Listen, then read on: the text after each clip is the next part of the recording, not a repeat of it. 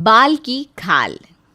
शालिनी के 2 बेटे थे। बड़े बेटे राजेश की शादी मंजू से हुई थी और मंजू पिछले 5 सालों में घर में अच्छे से रम गई थी। अब छोटा बेटा धर्मेश भी शादी लायक हो गया था, इसलिए शालिनी अपने छोटे बेटे धर्मेश के लिए टीना को बड़े गाजे बाजे के साथ ब्याह कर ले आती है। शादी के बाद, टीना बहू, ये क्या कर रही हो तुम? कपड़े धो रही हूँ माँ जी। क्या हुआ, आप ऐसा क्यों पूछ रही हैं?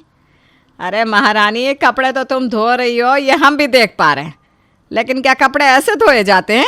मशीन में सारे कपड़े एक साथ ठूस दिया? ऐसी बात नहीं है माँ जी, सारे कपड़े एक साथ नहीं ठूसे हैं। सफ़ेद कपड़े अलग से धोए हैं और रंगीन अलग से। आजकल की बहुओं से बस हाथ भर के ज़ुबान चलवा लो। पता नहीं क्या संस्कार सीख कर आती हैं, न छोटे बड़े का लिहाज है न कुछ और। तुम्हें पता नहीं क्या कि जेठ को छूना हम पाप समझते हैं? लेकिन मैंने जेठ जी को कब छुआ? अच्छा, अपने पहने हुए कपड़े ससुर जेठ के कपड़ों के साथ मिलाकर धोना मतलब उन्हें छूने के बराबर ही तो हुआ। देखो बहू, ये चलन हमारे यहाँ नहीं चलेगा। हाँ, अरे सास ससुर के कपड़े अलग से धोए जाते हैं, या अब हम तुम्हारे कपड़ों के साथ अपने कपड़े धुलवा कर पहनेंगे? मुझे नहीं पता था कि आपको मेरे कपड़ों के साथ कपड़े धुलवाने से ऐतराज़ होगा, नहीं तो मैं आपके कपड़े अपने कपड़ों के साथ कभी नहीं धोती। मैं आगे से ध्यान रखूंगी माँ जी। सास की बात सुनकर कुछ ही दिनों पहले बहू बनकर आई टीना रुआंसी हो जाती है और अपने आंसू पोंछते हुए फिर से कपड़े धोने लगती है। अरे टीना, ये धुले हुए कपड़ों को फिर से मशीन में डालकर क्यों धो रही हो? वो भाभी, माँ जी ने कहा कि इस तरह से सबके कपड़े एक साथ मिलाकर नहीं धोए जाते, इसलिए मैं माँ बाबूजी के कपड़े फिर से धो रही हूँ। टीना, माँ जी की तो आदत ही है हर काम में कमी निकालने की। अगर माँ जी के हिसाब से काम करोगी ना तो दिन भर एक ही काम करती रह जाओगी। इसलिए माँ जी की बातों को एक कानों से सुनो और दूसरे कानों से बाहर निकाल दो। उनकी बाल की खाल निकालने की पुरानी आदत है। बड़ी बहू मंजू को इस घर में आए हुए 5 साल हो चुके थे, इसलिए वो घर के हर सदस्य की आदत और व्यवहार को बहुत अच्छे से जानती थी। लेकिन टीना अभी नई नई दुल्हन बनकर सिंह परिवार में आई थी। चूंकि ज़्यादातर नई नवेली दुल्हनों की कोशिश यही रहती है कि वो घर में सबको खुश रखे, इसलिए टीना भी अपनी तरफ से कोई कसर नहीं छोड़ रही थी। जिठानी मंजू के समझाने के बाद भी टीना अपनी तरफ से पूरी कोशिश कर रही थी कि वो सास शालिनी को खुश कर दे।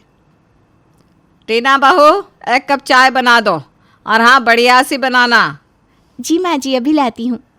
वैसे तो चाय बनाना कोई बहुत कठिन काम नहीं था, लेकिन सुबह ही सासू माँ से कपड़े धोने को लेकर पड़ी डांट के बाद टीना के चाय बनाने में भी हाथ काँप रहे थे। बढ़िया सी चाय बनाकर माँ जी को पिला देती हूँ, माँ जी भी खुश हो जाएंगी। ये सोचकर टीना तुलसी, अदरक, इलायची और लौंग को अच्छे से कूटकर मसाला चाय बनाकर सास को दे आती है। वो मन ही मन आश्वस्त थी कि अब तो शालिनी खुश हो ही जाएगी। चाय देकर वो सोने चली जाती है। अभी बस वो सोने ही जा रही थी कि सास की आवाज़ उसके कानों में पड़ती है। टीना बहू, ये कैसी चाय बनाई है तुमने? पता नहीं क्या क्या डाल कर रख दिया इसमें। 1 कप चाय बनाने के लिए कहा, वो भी ढंग से नहीं बनती तुमसे। क्या बात है माँ जी, चाय अच्छी नहीं बनी क्या? अच्छी? ये चाय है ही नहीं, ऐसा लग रहा है गरम मसाला पानी में घोल कर पी रही हूँ। टीना सास शालिनी को खुश करने की जितनी भी कोशिश करती, शालिनी उतनी ही उखड़ी उखड़ी सी रहती। आज माँ का जन्मदिन है, उनके लिए कुछ अच्छा सा खाने को बनाना। अच्छा हुआ आपने मुझे बता दिया। अब आप देखना मैं माँ जी के लिए कितनी बढ़िया बर्थडे पार्टी का इंतज़ाम करती हूँ। धर्मेश सुबह ही ऑफिस के लिए निकल जाता है। इधर घर के काम जल्दी जल्दी निपटाने के बाद टीना अपने कमरे में माँ जी का बर्थडे मनाने की तैयारी शुरू कर देती है। पूरी दोपहर को गुब्बारे, बैनर और केक की तैयारी में लगी रहती है। शाम के समय धर्मेश और जेठ जी के आने में 1 घंटा बाकी है। सजावट का काम तो पूरा हो गया, केक भी बन गया है, बस अब खाने में पनीर की सब्ज़ी और पूरी बना देती हूँ। सारी तैयारी करने के बाद रात को टीना माँ जी को बहाने से अपने कमरे में लेकर आती है। हैप्पी बर्थडे माँ जी, आपको जन्मदिन बहुत बहुत मुबारक हो। अरे ये सब क्या शोर शराबा रखा है? मुझे ना ये विदेशी सोच बिल्कुल पसंद नहीं। तुमसे किसने कहा था ये सब करने के लिए? माँ जी, मैंने बहुत प्यार से आपके लिए केक बनाया है, आइए ना आप केक काटते हैं। मैं कोई केक नहीं काटने वाली। अंडा डालकर केक बना होगा तो मैं अंडा बंडा नहीं खाती हूँ, पता है क्या? माँ, घर में सबको पता है कि आप अंडे नहीं खाती। उसने बिना अंडे का केक बनाया है। अब तो बाल की खाल निकालने लग जाती हो। टीना ने इतने प्यार से सब बनाया है, काट दो ना केक। तुझे बड़ा लाड आ रहा है अपनी बीवी पर। तू ही काट ले, मुझे नहीं काटना कोई केक वेक। अच्छा कोई बात नहीं माँ जी, अगर आपको नहीं पसंद तो आप मत काटिए केक, कोई बात नहीं। आप आइए खाना खा लीजिए, मैंने आपके लिए पनीर की स्पेशल सब्ज़ी बनाई है। टीना सास के साथ साथ घर के बाकी सदस्यों को भी खाना परोस देती है। सच में टीना, तुम्हारे हाथ में तो जादू है। आज तो पनीर खाकर मज़ा ही आ गया। भाभी बिल्कुल सही कह रही है टीना, वाकई खाना बहुत स्वादिष्ट बना है। अरे भाई, हम सब तो कब से तारीफ़ किए जा रहे हैं, लेकिन माँ आपने नहीं बताया कि आपको खाना कैसा लगा। अरे भैया, आज आपके लिए तो सब कुछ स्पेशल बनाया। ठीक है, मुझे तो वैसा कुछ खास नहीं लग रहा। और लगता है बहू तुमने पनीर फ्राई नहीं किया, कच्चा पनीर है। ऐसा लग रहा है जैसे गले में फंस रहा हो। तुम ना ऐसा करना, अगली बार मुझसे सीख लेना, तब सीख जाओगी अच्छा खाना बनाना। अगले दिन टीना नहाकर रसोई में आती है तो देखती है कि शालिनी रगड़ रगड़ कर पूरे घर में पोछा लगा रही है।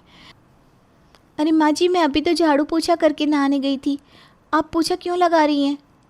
ठीक से सफाई नहीं करी थी तुमने। बेड के नीचे कितना गंदा पड़ा था, मैंने फिर से झाड़ू पोछा लगाया। अब देखो घर कैसे शीशे की तरह चमक रहा है।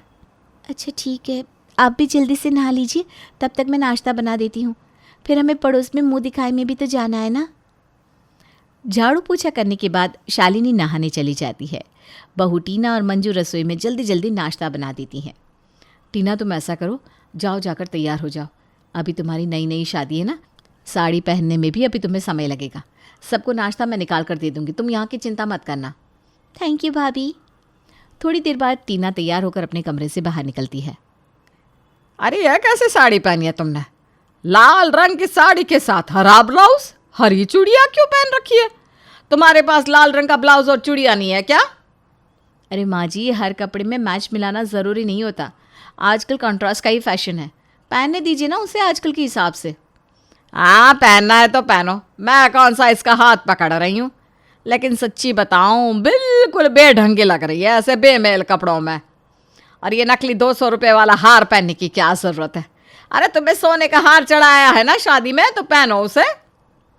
तुम माँ जी को छोड़ो, उन्हें क्या पता आजकल के ट्रेंड और फैशन का। तुम बहुत खूबसूरत लग रही हो। माँ जी, ये 3000 का कुंदन का सेट है जो मैंने ही इसे गिफ्ट किया है, 200 का नहीं है।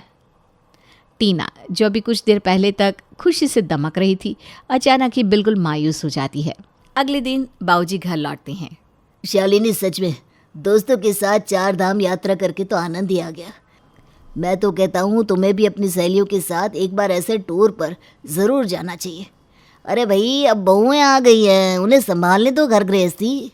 और सच बताऊँ, दोस्तों के साथ घूमने का मज़ा ही कुछ और होता है।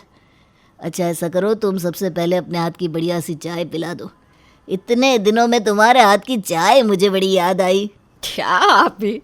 अब 2 बहुएं आ गई हैं और अभी तक आपका बचपना नहीं जा रहा। ठीक है, बैठिए, मैं बना कर लाती हूँ चाय। 15 दिन बाद पति को टूर से वापस आया देखकर शालिनी बड़े उत्साह में खुशी खुशी रसोई में खड़े होकर चाय बना रही थी। एक तरफ गैस पर चाय का पानी खोल रहा था और इधर वो इलायची, लौंग, अदरक, तुलसी, दालचीनी को कूटकर मसाला तैयार कर रही थी। तभी टीना रसोई में आती है। वो चुपचाप सास को चाय बनाते हुए देखती है और अपना काम करने लगती है। कुछ मिनट के बाद जब शालिनी चाय बनाकर पति को देती है तो टीना रसोई से बाहर आती है। प्रणाम बाबूजी, कैसा रहा आपका सफ़र? सफ़र बहुत अच्छा रहा बेटा। बाबूजी, सफ़र की थकान हो रही होगी ना, मैं आपके लिए बढ़िया सी चाय बना देती हूँ। अब मुझे माँ जी ने चाय बनानी सिखा दी है। अरे नहीं नहीं बेटा, चाय तो मुझे तेरे सास के हाथ की ही पसंद आती है, और वो तो चाय बनाकर पहले ही मुझे दे चुकी है। लेकिन बाबूजी, ये चाय आप कैसे पी सकते हैं? ये तो कड़वी हो गई होगी ना? अरे नहीं बेटा, कड़वी क्यों होगी, बहुत बढ़िया चाय बनी है। लेकिन ऐसा कैसे हो सकता है बाबूजी? चाय में अदरक, इलायची, तुलसी एक साथ डाल देने से तो चाय कड़वी हो जाती है। फिर आप इस कड़वी चाय को कैसे पी पाएंगे? लाइए, मैं आपके लिए दूसरी बना देती हूँ। अरे तुमसे किसने कहा कि अदरक के साथ इलायची और तुलसी डालने से चाय कड़वी हो जाती है? मैं तो पिछले 30 साल से तुम्हारे सास के हाथ की अदरक, इलायची, तुलसी वाली चाय ही पी रहा हूँ। मुझे तो आज तक कभी भी कड़वी नहीं लगी। अच्छा, फिर माँ जी ने ऐसा क्यों कहा कि मुझे चाय बनानी नहीं आती और मैं कड़वी चाय बनाती हूँ? शालिनी झेंप कर नज़रें नीची किए खड़ी हुई थी और बाबूजी ये समझ चुके थे कि ज़रूर शालिनी ने अपने बाल की खाल निकालने की आदत के चलते ऐसी बातें की होंगी। इस घटना से शालिनी पर गहरा प्रभाव पड़ता है और अब वो बात बात में मीन मेख निकालना बंद कर देती है।